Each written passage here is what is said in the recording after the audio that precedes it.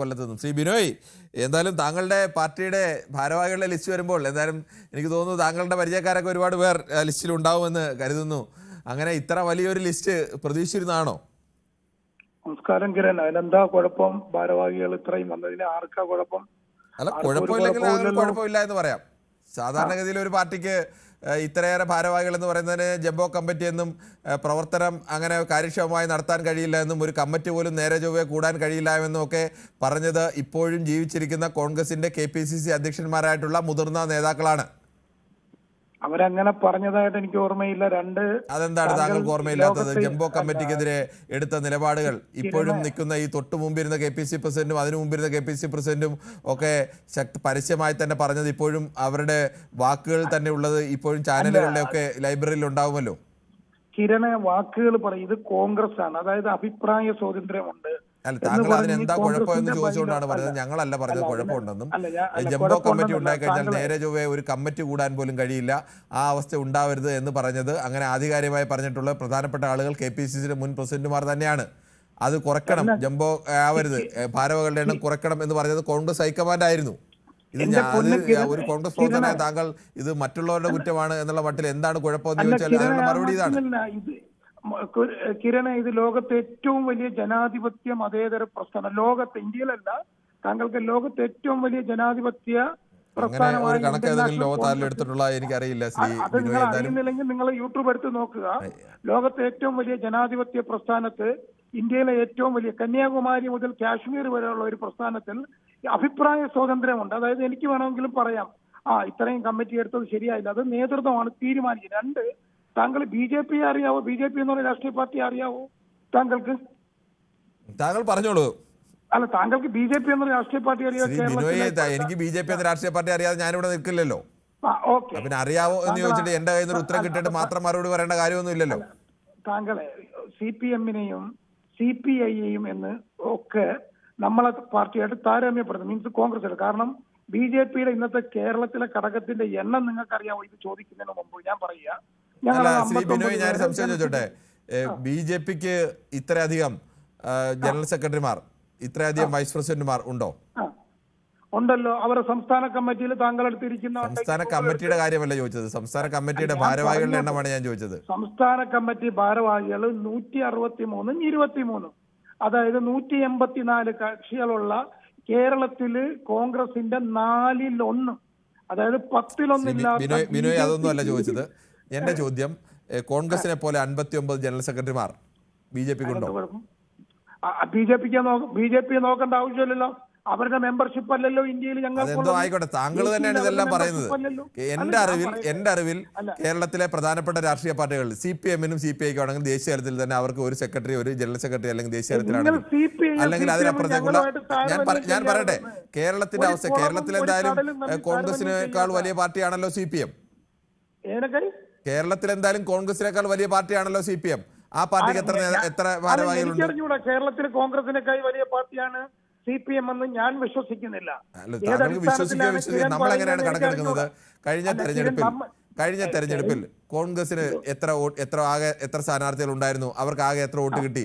CPM എത്ര സ്ഥാനാർത്ഥികൾ ഉണ്ടായിരുന്നു, അവർക്ക് ആകെ എത്ര വോട്ട് കിട്ടി? ഇത് കണക്കാക്കിയാണല്ലോ ഒരു പാർട്ടിയുടെ എണ്ണം, വോട്ടിന്റെ കണക്കെടുക്കുക തെരഞ്ഞെടുപ്പ് കമ്മീഷൻ എടുക്കുന്നത്. ഞങ്ങളുടെ പാർട്ടിയുടെ മെമ്പർഷിപ്പും അവരുടെ പാർട്ടി അംഗങ്ങളെ തെരഞ്ഞെടുക്കുന്നത് പാർട്ടി മെമ്പർഷിപ്പ് നോക്കിയിട്ടാണ്. ഞങ്ങളുടെ പാർട്ടിയുടെ മെമ്പർഷിപ്പ് ഉള്ളത് കേരളത്തിൽ കൂടി. ഞങ്ങൾ ഇന്ത്യയിൽ എല്ലായിടത്തും ഇങ്ങനെയാ കിരണേ, കേരളത്തിലല്ല. ഞങ്ങളെയും CPM-നെയും താങ്കൾ താരതമ്യപ്പെടുത്തല്ലേ? ഞാൻ പറഞ്ഞത് താങ്കൾ വിഷയത്തിൽ നിന്ന് മാറാതെ കേരളത്തിന്റെ കാര്യം മാത്രം എടുക്കുക. കേരളത്തിന്റെ കാര്യം മാത്രം എടുത്താൽ കേരളത്തിലെ പ്രധാനപ്പെട്ട പാർട്ടികൾ CPM-ഓ CPI-യോ മുസ്ലിം ലീഗോ കോൺഗ്രസ് BJP അങ്ങനെ എല്ലാവരെയും എടുത്തോളൂ. ആ പാർട്ടികളൊക്കെ എടുത്താൽ ആ പാർട്ടികൾക്കൊന്നും ഇത്ര വലിയ ജംബോ കമ്മിറ്റി ഭാരവാഹി പട്ടികയില്ല. അതൊരു യാഥാർത്ഥ്യമല്ലേ? അല്ലെങ്കിൽ ഞങ്ങളുടെ രീതി ഇങ്ങനെ ആയെന്ന് താങ്കൾക്ക് പറയാം. പക്ഷെ മറ്റുള്ള പാർട്ടികളുമായി താരതമ്യം ചെയ്യാൻ പോയാൽ താങ്കളുടെ വാദങ്ങളൊന്നും നിലനിൽക്കില്ല. ഹലോ, News 18 പോലെയാണ് ഏഷ്യാനെറ്റ് ന്യൂസ്, അതുപോലെയാണ് റിപ്പോർട്ടർ ചാനല്. നിങ്ങൾ ഏഷ്യയിലെ ഏറ്റവും വലിയ ചാനലല്ലേ News 18 എന്ന് പറയുന്നത്? ഞാനൊരു കാര്യം ചോദിച്ചോട്ടെ, ഞാൻ പറഞ്ഞല്ലോ നിങ്ങൾക്ക് മറ്റു പാർട്ടികളുമായി കേരളത്തിന്റെ അവസ്ഥയിൽ താരതമ്യം ചെയ്യാൻ കഴിയില്ല എന്നാണ് ഞാൻ പറഞ്ഞത്. അല്ല, നിങ്ങൾക്ക് അതിനെ അംഗീകരിക്കാതിരിക്കുകയോ ഒക്കെ ചെയ്യാം. അംഗീകരിക്കുന്നില്ല. ഒരു മിനിറ്റ്, ഒരു 10 സെക്കൻഡ് പറഞ്ഞ് ഞാൻ അവസാനിപ്പിക്കാം. കിരൺ, ഇത് ഇന്ത്യൻ നാഷണൽ കോൺഗ്രസ് എന്ന് പറഞ്ഞാൽ ഒരു ജനാധിപത്യമുള്ള ഒരു ഇതാണ്. ഇതിനകത്ത് ജാതി, മതം, സമുദായം എല്ലാം പരിഗണിച്ചുകൊണ്ട് ഓട്ടോമാറ്റിക്കായിട്ട് ഇത്ര അംഗങ്ങളെ ആവാമെന്നൊന്നും പാടില്ല. ഇതൊരു ഫ്ലെക്സിബിലിറ്റി ഉള്ള പാർട്ടിയാ. അതുകൊണ്ട് എല്ലാവരെയും പരിഗണിച്ച് പരിഗണന ലിസ്റ്റിൽ എടുത്തുകൊണ്ട് ജൂനിയർ നേതാക്കളെയും സീനിയർ നേതാക്കളെയും മഹിളകളെയും അതേ കണക്ക് തന്നെ SC/ST അങ്ങനെയുള്ള എല്ലാ വിഭാഗങ്ങളെയും ഉൾക്കൊള്ളിച്ചുകൊണ്ട് ഇത് വല്ല സദ്ദാം ഹുസൈന്റെയോ ഹിറ്റ്ലറുടെയോ മുസോളിനിയുടെയോ പിണറായി വിജയന്റെയോ ഒന്നും പാർട്ടിയല്ല.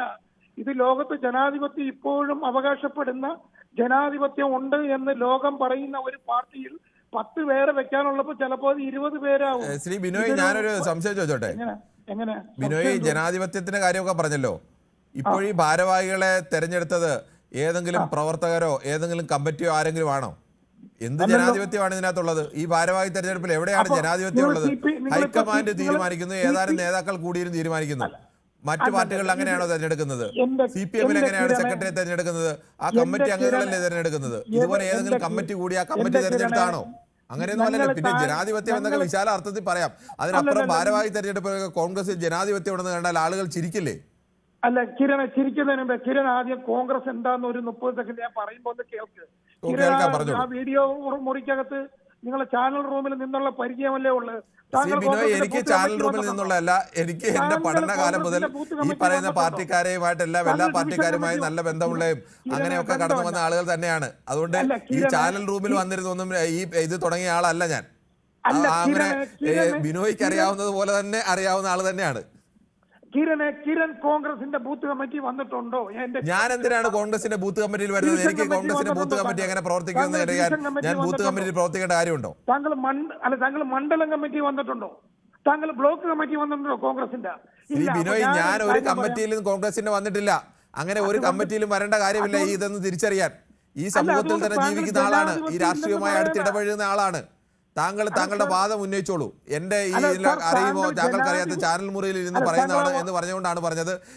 ഈ രാഷ്ട്രീയക്കാരെയൊക്കെ കണ്ടും അവരെയൊക്കെ അടുത്ത് ഇടപെട്ടും ഒക്കെ തന്നെയാണ് മാധ്യമപ്രവർത്തനം നടത്തിയിട്ടുള്ളതും ജീവിക്കുന്നതും ഒക്കെ. കിരणे അത് സമ്മതിച്ചോണ്ട് ഞാൻ പറയാം. കിരൺ ഞാൻ ചോദിക്കാം, കിരൺ അത് പിൻവലിക്കണം. ജനാധിപത്യ പാർട്ടിയല്ല, മതേതര പാർട്ടിയല്ല ശ്രീ ബിനോയ്, ഞാൻ പിൻവലിക്കാം. ഒറ്റ കാര്യം ഞാൻ പറഞ്ഞെന്താണ്, കോൺഗ്രസിൽ ഭാരവാഹികളെ തെരഞ്ഞെടുക്കുന്നതിന് യാതൊരുവിധ ജനാധിപത്യവുമില്ല. കോൺഗ്രസിൽ ഭാരവാഹികളെ തെരഞ്ഞെടുക്കുന്നത് ചില നേതാക്കന്മാർ കൂടിയിരുന്ന് ആലോചിച്ചെടുക്കുകയാണ്. അവിടെ കമ്മിറ്റി അംഗങ്ങൾക്കോ കമ്മിറ്റിയുടെ ഭൂരിപക്ഷ അടിസ്ഥാനത്തിലല്ല തീരുമാനം എടുക്കുന്നത്. അതുകൊണ്ട് ജനാധിപത്യ രീതിയിലല്ല കോൺഗ്രസിലെ ഭാരവാഹികളുടെ തെരഞ്ഞെടുപ്പ്. അത് അങ്ങനെ തന്നെയാണ്. അതിൽ യാതൊരു തരത്തിലും പിൻവലിക്കേണ്ട കാര്യമില്ല. അല്ലാതെ കോൺഗ്രസ് വിശാല അർത്ഥത്തിൽ ജനാധിപത്യ പാർട്ടി അല്ല എന്ന് ഞാൻ എവിടെയും പറഞ്ഞിട്ടില്ല. അല്ല, താങ്കൾ പറഞ്ഞു ഇല്ല, പറയാത്ത കാര്യം ബിനോയ് പറയരുത്. ഞാൻ പറഞ്ഞു വിശാല അർത്ഥത്തിൽ ജനാധിപത്യ പാർട്ടി തന്നെയാണ്. പക്ഷേ കോൺഗ്രസ് ഭാരവാഹികളെ തെരഞ്ഞെടുക്കുന്നത് ജനാധിപത്യ രീതിയിലല്ല, അതിന് യാതൊരു സംശയവുമില്ല. എവിടെയെങ്കിലും കോൺഗ്രസ് അങ്ങനെ തെരഞ്ഞെടുക്കുന്നുണ്ടോ? ഞാൻ അതിന് പറയും മറുപടി ജനാധിപത്യം. പക്ഷെ താങ്കൾ അത് ചോദിക്കാൻ പാടില്ല. എന്തുകൊണ്ട് ചോദിക്കാൻ പാടില്ല? ഇന്ത്യ ഉണ്ടാക്കിയ ഈ രാഷ്ട്രീയ ഇന്ത്യ ഉണ്ടാക്കിയ കാര്യമൊക്കെ അവിടെ നിൽക്കട്ടെ, അതെല്ലാം സംബന്ധിച്ചു. കോൺഗ്രസിന്റെ പങ്കിനെയൊന്നും ആരും നിഷേധിക്കുന്നൊന്നുമില്ല. എന്റെ ഒറ്റ ചോദ്യം മാത്രമേ ഉള്ളൂ, കോൺഗ്രസ് ഭാരവാഹികളെ തെരഞ്ഞെടുക്കുന്നത് ജനാധിപത്യ രീതിയിലാണോ? ശരി, ജനാധിപത്യ രീതിയിലാണോ എന്ന് താങ്കളുടെ 59 പേര് ജനറൽ സെക്രട്ടറിമാരായി. ഈ 59 പേരിൽ താങ്കൾ അറിയാത്ത ആരെങ്കിലും ഒരാൾ ആ ലിസ്റ്റിലുണ്ടോ? ശ്രീ ബിനോയ്, അതൊന്നും അല്ല ചോദ്യം. ഈ 59 പേരെ തെരഞ്ഞെടുത്ത പ്രോസസ് എന്താണ്? എവിടെയാണ് അതിൽ ജനാധിപത്യം? ഞങ്ങൾ പറയട്ടെ, ഞങ്ങൾ ഡിവിഷൻ സമ്മേളനം നടത്തി, മണ്ഡലം സമ്മേളനം നടത്തി, ബൂത്ത് സമ്മേളനം നടത്തി. താങ്കൾ ഇത് അറിഞ്ഞോ? ഇല്ല. ശ്രീ ബിനോയ്, അതൊന്നുമല്ല ചോദ്യം. ഇപ്പോഴെടുത്ത ഈ 59 ജനറൽ സെക്രട്ടറിമാരെ തെരഞ്ഞെടുത്തത് KPCC യോഗം ചേർന്ന് അവിടെ ആരൊക്കെ ജനറൽ സെക്രട്ടറിമാരാവണം എന്ന് തീരുമാനിച്ചെടുത്തല്ലോ, അല്ലെങ്കിൽ അവിടെ ഭൂരിപക്ഷത്തിന്റെ അടിസ്ഥാനത്തിൽ എടുത്തല്ലോ. ചില നേതാക്കന്മാർ കൂടിയിരുന്ന് അവരുടെ താല്പര്യമുള്ള ആളുകളെല്ലാം നിറച്ച്, അല്ലെങ്കിൽ അത് നല്ല രീതിയിലോ ചീത്ത രീതിയിലോ ഒക്കെ ആയിക്കോട്ടെ, എങ്ങനെയായാലും അതിൽ ജനാധിപത്യമൊന്നുമില്ല. ആ നേതാക്കളുടെ തീരുമാനം ഉണ്ട്, അത്രേ ഉള്ളൂ. അതിലെവിടെയാണ് ജനാധിപത്യം? ഞാനൊരു കാര്യം ഞാൻ പറയുന്ന, എനിക്കൊരു അവസരം താങ്കൾക്ക് അവസരം തരുമ്പോൾ താങ്കൾ വേറെ വിഷയത്തിലേക്ക് പോകുക. എന്റെ ചോദ്യം ഒറ്റ ഡയറക്റ്റ് ക്വസ്റ്റ്യൻ ആണ്. ഈ 59 പേരെ തെരഞ്ഞെടുത്തത് ജനാധിപത്യ രീതിയിലാണെങ്കിൽ അത് വിശദീകരിക്കാം.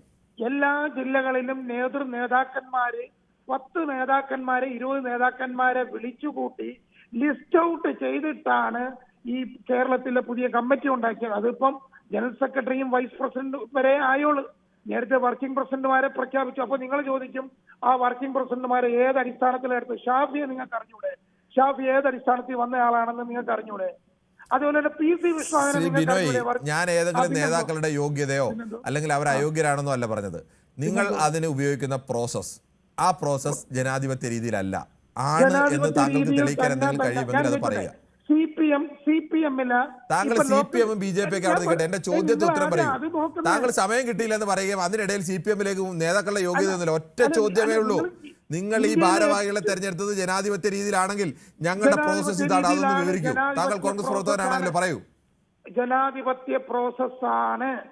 AICC ഇവരുടെ പേരുകൾ നിർദ്ദേശിക്കുകയും AICC ഒരു മോണിറ്ററിംഗ് കമ്മിറ്റി വെച്ച് ഇത് പരിശോധിക്കുകയും താങ്കൾ കഴിയുന്നില്ല ഓരോ ബ്ലോക്കുകളിലും മണ്ഡലങ്ങളിലുള്ള നേതാക്കന്മാരോട്. ശരി ബിനോയ്, സമ്മതിച്ചു.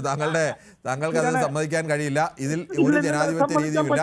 ജനാധിപത്യ രീതിയിൽ തെരഞ്ഞെടുക്കുക എന്ന് പറഞ്ഞാൽ ആ കമ്മിറ്റിയിലെ ഭൂരിപക്ഷ അടിസ്ഥാനത്തിൽ തെരഞ്ഞെടുക്കുക എന്നുള്ളതാണ് ജനാധിപത്യം. ജനാധിപത്യത്തിന്റെ രീതി അങ്ങനെയാണല്ലോ. അല്ലാതെ ഞാൻ 5-6 പേരുടെ അഭിപ്രായം ചോദിച്ചു, അപ്പോൾ ആ അഭിപ്രായം ഇതാണെന്ന് പറഞ്ഞു, അവിടെ നിന്ന് കുറച്ചുപേരെ ഉൾപ്പെടുത്തണം, ഇതിന് ജനാധിപത്യം എന്ന് പറയരുത്. ഇത് ജനാധിപത്യം തന്നെ. നിങ്ങൾ CPM സംസ്ഥാന സെക്രട്ടറി എങ്ങനെ വന്നു? BJP സംസ്ഥാന പ്രസിഡന്റ് എങ്ങനെ വന്നു? നിങ്ങൾ അതൊന്നും BJP-ലും CPM-ലും ഒക്കെ സംസ്ഥാന ഭാരവാഹികളെ തെരഞ്ഞെടുക്കാൻ അവരുടേതായ രീതികളുണ്ട്. ഞാൻ അതിനെ കുറിച്ചല്ല ചർച്ച ചെയ്യുന്നത്, കോൺഗ്രസിന്റെ രീതിയെ കുറിച്ചാണ്. താങ്കൾ അത് പറയും. നിങ്ങൾ കോൺഗ്രസിന്റെ ദേഹത്തോട്ട് കയറി വരും. ഇത് ചാഞ്ഞു കിടക്കുന്ന മരമല്ലേ? അതെന്തിനാ ചാഞ്ഞു കിടക്കുന്നത്? നിങ്ങൾക്ക് നൂന്നൂടെയോ? എന്തോ ഞങ്ങൾ നൂന്നല്ലേ നിൽക്കുന്നത്? നിങ്ങളല്ലേ ചാഞ്ഞു കിടക്കാൻ ആരെങ്കിലും പറഞ്ഞു? നിങ്ങൾ ചാഞ്ഞു കിടക്കുന്ന മരത്തിൽ കിടന്നിടക്കല്ലോ. ഞാൻ ഇപ്പോഴും ഒരു കാര്യം പറയാൻ കിരണേ, ഇത് ജനാധിപത്യമാണ്. ഞങ്ങളുടെ ഏതെങ്കിലും ഒരു നേതാവ് ഇപ്പൊ വന്ന ഈ 59 പേരെ പ്രഖ്യാപിച്ചു, വൈസ് പ്രസിഡന്റ് ഏതെങ്കിലും ഒരു നേതാവ് ഒരു അവസരം ഉണ്ടായതായിട്ട് നിങ്ങൾ പറയാമോ?